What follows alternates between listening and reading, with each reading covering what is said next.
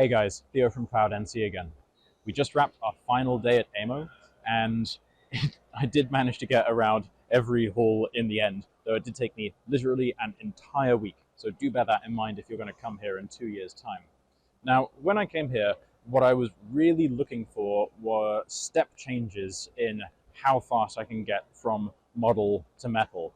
What I found an enormous amount of was 20 different spindle manufacturers and 15 different coolant manufacturers and 12 different people who all make chip conveyors. And the entire industry is here, but a lot of the innovation that I've seen, really it's iterative. It's 5 or 10% better rather than 10 times better, which is really what I was after.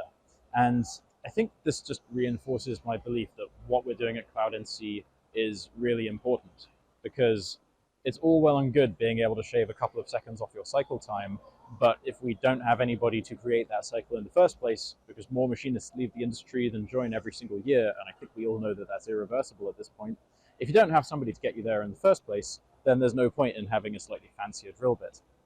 So with that in mind, I think what we need are technologies that multiply the productivity of the machinists, of the programmers who remain in this industry, just like you would use ChatGPT to get 10 times more productivity if you're working in, say, marketing or you're writing blogs.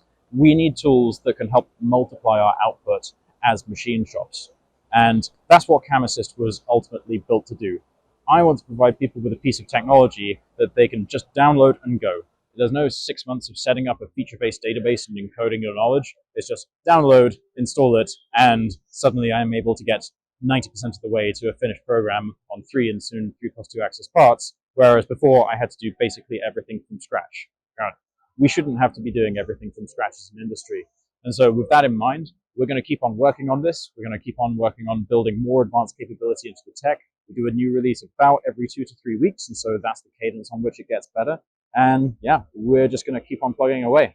So it's been a great show. Really looking forward to seeing everybody back here in a couple of years. And in the meantime, everyone, happy machining.